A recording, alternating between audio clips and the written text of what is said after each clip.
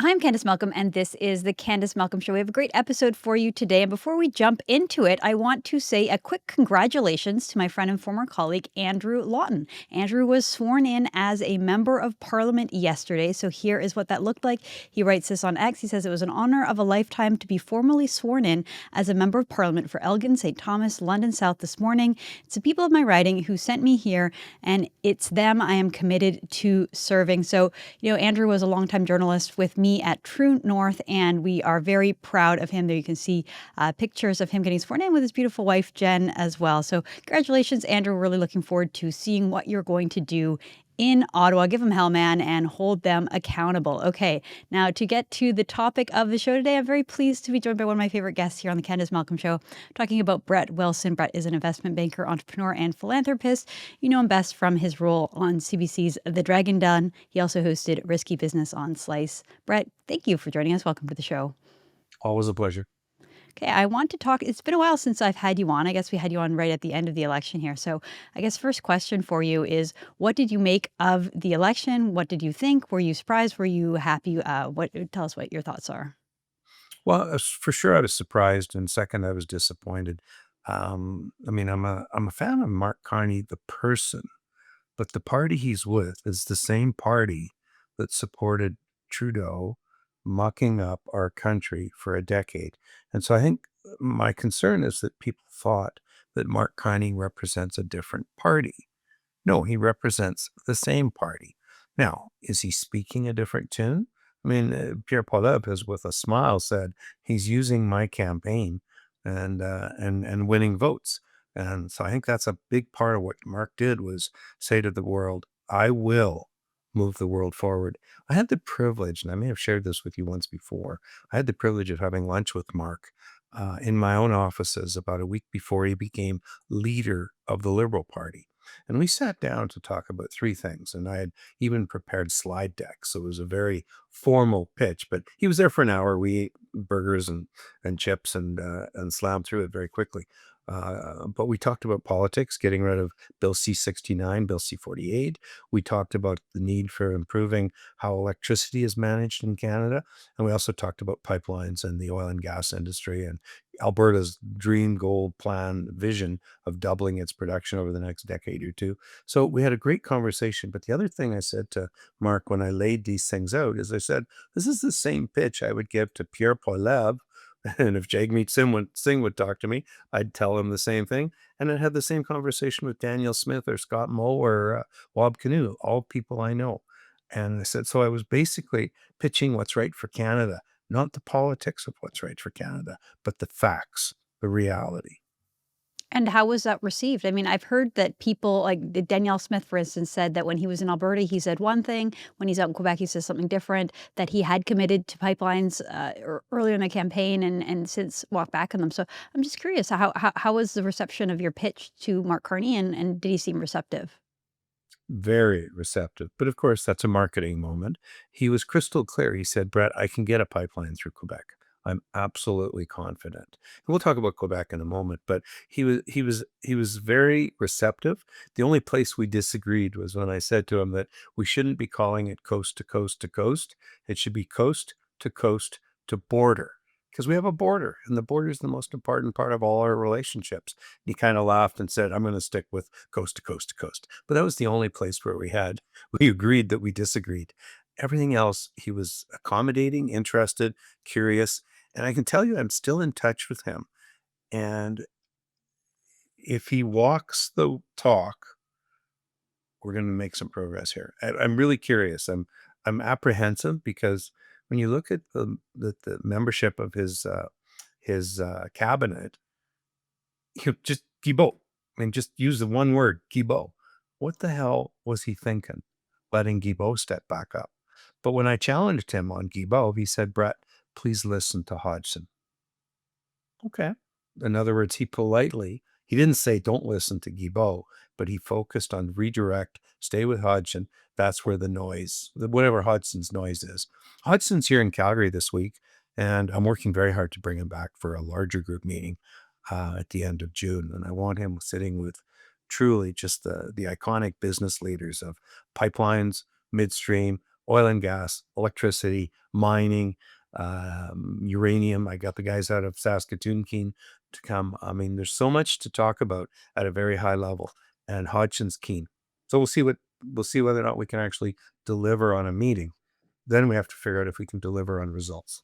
Well, it's interesting because I think a lot of people trusted that Mark Carney was changed, that he did represent some kind of change, that they were departing from the sort of like woke, more extreme liberal party that Justin Trudeau had built, and that Mark Carney was, more pro-business, pro-growth. He understood the economy, and that he was at least, willing to change course. Clearly, by picking up some of Pierre Poilievre's policies, he signaled that. And then, yet, when we saw that cabinet last week, I mean, it's not just Stéphane Guilbeault, it's also Chrystia Freeland and Melanie Joly and Francois Champagne, Philippe Champagne. Like, it's the same people. It's the exact same cast of characters that got us into this mess. So it's difficult, I think, for Canadians to draw that separation. I think a lot of them feel a little duped, and I think others feel duped by this sort of reversal that we've seen from Mark Carney. So recall that during the campaign, Mark Carney told us over and over again that the relationship with the United States as we know it is over. He used those terms. He played up the fact that Canada is in the midst of a crisis, like an existential crisis when it comes to our trading relationship with the United States. And then we saw a different Mark Carney when he was interacting with President Trump in the Oval Office. Now, you could just say that's diplomacy. I want to play this clip for you, though, Brett. This is yesterday. Mark Carney was being questioned by Mackenzie Gray, give him credit, with the Global News. A very solid line of questioning here, saying that, look, this is what you said before. You said the relationship is over. You said that the trade relationship's going to be different. And yet, here you are today looking to form a deeper integration. The latest announcement was that Mark Carney wants to work with President Trump in building a so-called Golden Dome, sort of like the Iron Dome, a North American missile defense system. And so here is Mark Carney being questioned, and from my perspective, he just fails to give any kind of a coherent answer. Let's play that clip. During the election, you were Republicans saying that the old relationship that Canada has with the U.S. is over. You said that Donald Trump is trying to break us so he can own us. But now, just a couple weeks after the election, there's conversations, at least, about further integrating the Canadian military with the U.S. about the Golden Dome. What do you say to Canadians who voted for you based on your elbows and mentality with the Americans? Well, first, one of the reasons why we're having more constructive discussions with the Americans is because we are demonstrating our ability that we have choices. We have choices economically. We have choices with respect to our defense. We are in a position now where we cooperate when necessary, but not necessarily cooperate. Just seems like a bit of a word salad there. What do you think, Brett? He's bumping around, but let's go back to the big picture. I happen to love and admire what Donald Trump is trying to do. I don't love, admire, or respect how he's doing it. But the idea of trying to minimize global wars, optimize his border, minimize fentanyl inbound, get rid of bad people. I mean, there's so many things that he wants to do well. And he's got a very different history. And that's what gives the world some challenges in terms of here's a business negotiator, not a political negotiator. Now, what's interesting is Carney comes out of the business world.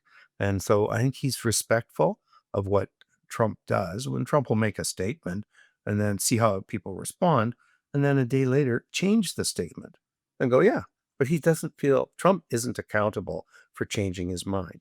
And so that's the only place I would dance, is to say, I'd rather judge Carney by results, which is, are we going to get some projects underway? Danielle Smith's been absolutely adamant, as has the industry, that a pipeline across Western Canada and central to northern BC into the Kitimat, Prince Rupert regions makes sense. So are we going to get an accelerated approval on a pipeline that was once almost the pipeline route? Everything was approved. So what can we do? And that goes back to results. And because there's so much talk, I'm not as concerned of the talk as I am, call it, the results. And we're only a month into it now. Let's see what the next 2 or 3 months hold. That's true. I want to ask you, though, one of the things that we learned last week was that we won't get a budget, that Carney and his new finance minister say that they just don't have time, so we're going to have to wait to the fall. Wondering what your thoughts are on that. Well, let's remember, a budget is about being accountable. In other words, here's a forecast for what we're going to spend and where the revenue is going to come from. But let's be clear, they're still spending, they're still generating revenue. So everything's happening, whether you have a budget or not. They're just doing stuff. And that's why they're basically running the country in the absence of a budget, but built on where they were before. And that's one of the dangerous parts, which is, Freeland and Trudeau and their concern for budget balance. We still remember Trudeau saying, oh, the budget will balance itself. One of the stupidest comments ever by a political leader of any party. The budget will balance itself. So I think the party's been a bit disrespectful of the budget process in terms of accountability to Canada, but they're still running the costs. They're still generating revenue. What they've also said now is that they will do a budget in the fall. When I first heard them say skip the budget, it was kind of like, we'll do one for next year, but we'll just keep working off of old information for this year. But they have said they'll bring out one in the fall. So again, results will be everything. Interesting. One of the things about Justin Trudeau's comment when he said it, right? The idea was that he said, well, look, we're going to grow the economy. The economy is going to grow. Taxation will go up. Well, the budget will balance itself. To hear that from somebody who never balanced the budget, who was prime minister for 9 years and never even came close to balancing the budget, it's interesting that, that one line that he said kind of stuck with him because he just never got it done.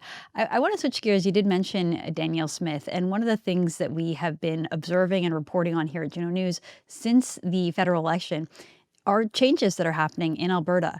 Specifically, Danielle Smith changed the Citizens Initiative Act, which she changed a rule to lower the threshold that would prompt a referendum. So you need a certain number of signatures. She lowered that threshold and lengthened the period of time that they needed. So from 20% of voters down to 10%. And I think she extended it to several months, 120 days. What do you make of those changes coming right after the federal election? Do you think that she was signaling something, or she said that they were going to make these changes either way? But I think that the signaling there was pretty alarming. Let's add one more data point to this conversation, and that's the ability to recall a municipal mayor. And the requirement was something like 500,000 people had to sign the Recall Act. And so it was tabled then that these recall, reconsideration, let the public have a say acts were inappropriate. They were structured terribly. And again, Jody Gondek, there was 100,000 people said, we want you gone. And she goes, yeah, well, doesn't matter.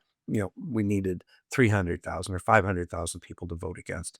I think all that Danielle's done is allow the separatist movement a voice. I don't think of her as a separatist in any way, shape, or form. And in fact, I was sitting at a dinner the other night with a conversation about separatism, and I'm getting pressed and pushed by a few people to play a more profile role in separatism. And I politely say, well, if the separatist movement wants us to separate, is the plan to build a chain link fence 20 feet high or a wall like Trump did down in the border? Or are we just going to build a moat, a 20-foot wide, 10-foot deep moat? And people look at me and go, that's one of the stupidest things you could ever say. You're right. It is stupid. So let's talk about the difference between separation and improving the deal we have. We're not going to separate. We're not physically separating. Separation simply means a better deal, a different deal. And right now we're working on a better deal, a different deal, whether it's converting equalization or getting a true energy corridor or respect for what it is we're doing as a province. And again, that's uranium, it's mining, it's the north, south, east, west pipelines. There's so many things. And I often will now start to push, instead of separation, why don't we focus on what we would call the collaboration movement? Collaboration would be Manitoba, next to Manitoba, something called Saskatchewan, then Alberta, and BC. We have 2 access ports to the north and to the west. We have every resource Canada has, we have in spades, so to speak.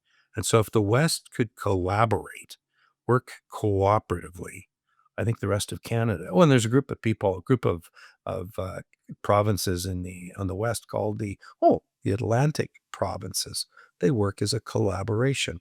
I'm suggesting that the West be more thoughtful about collaboration. And certainly Moe and Smith, I haven't talked to Wabkanu, but the conversation about the idea of just being more voiceful and more organized, again, collaborating as the West would make Canada better. And we just punt this nonsense about, to be blunt, separation. Interesting. I had Preston Manning, former leader of founder of the Reform Party, former leader of the opposition, and he he painted a similar picture where he was calling for an assembly of the West, so Western politicians from provincial legislatures getting together and talking policy, like having a democratic debate, which he claims it doesn't happen as much with elected officials because it's too partisan, it's too back and forth, but having sort of a collaborative discussion of the best ways to boost the efforts. I thought that was a very interesting way of thinking about it. I'm curious, I had Cian Bexty, my co-founder at Juno News, on last week, and he said that people in central Canada think that the people behind the separatist movements are a bunch of hillbillies. He's like, but the reality is, he's like, I went to a meeting and there was like a bunch of Ferraris outside, and that the people who are pushing this movement are like wealthy bankers and successful business people. And I'm just curious if you think that there's any validity to that point. I'd suggest that there's no one profile. There's no rednecks. There's no business leaders. It's just people in Alberta who are, to be blunt, pissed off.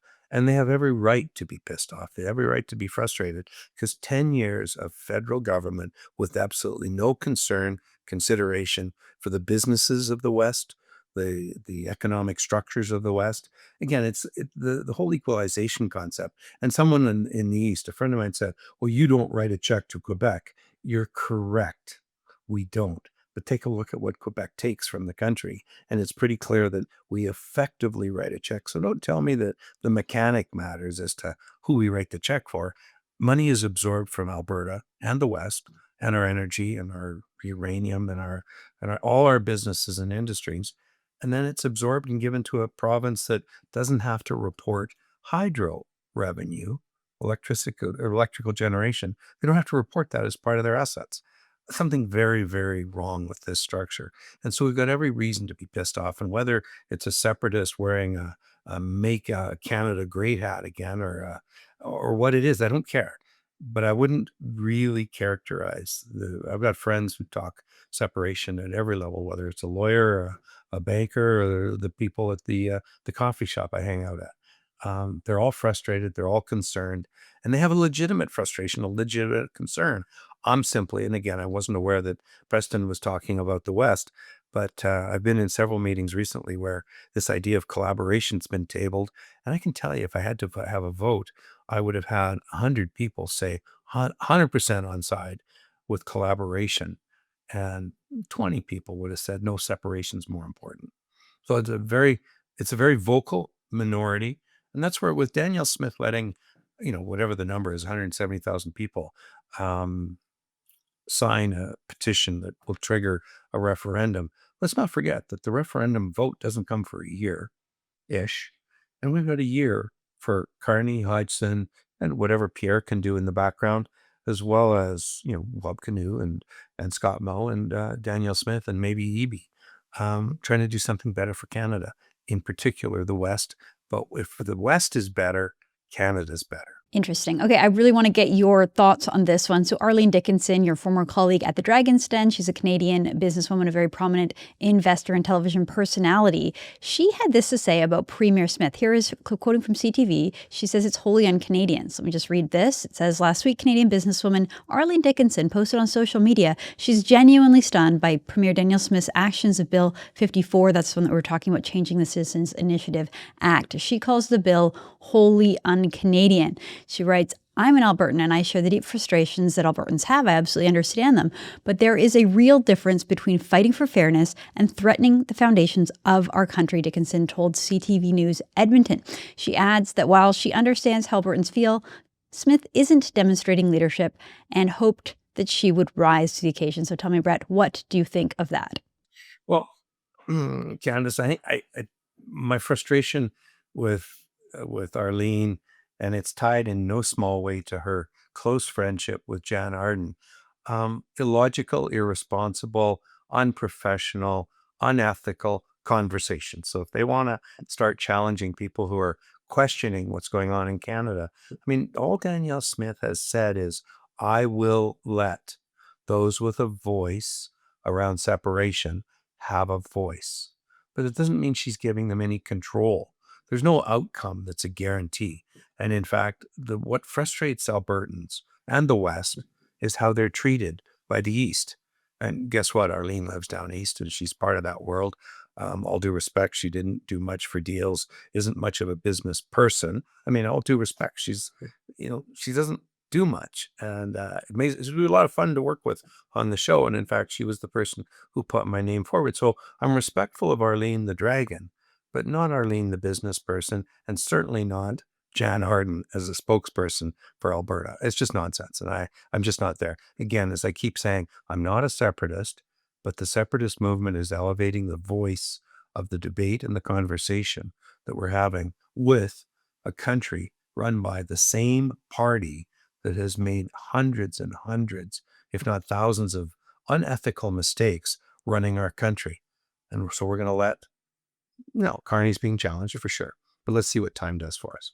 Well, thank you so much. It's always a pleasure to have you on the show, Brett. We really appreciate your time and your insights. I hope to have you back again real soon. All right, folks, that's all the time we have for today. Thank you so much for tuning in. We'll be back again tomorrow with all the news. I'm Candice Malcolm. This is the Candice Malcolm Show. Thank you and God bless. You're watching Juno News, Canada's fastest growing independent news network. Our team works day and night to bring you nationwide coverage of the issues that matter. Honest reporting of the stories that put Canadians first. From far and wide, Juno is doing the work to turn the dial in the right direction, bringing you the news from the field and in the studio. Wherever it takes us, we get the job done. For you, for Canada.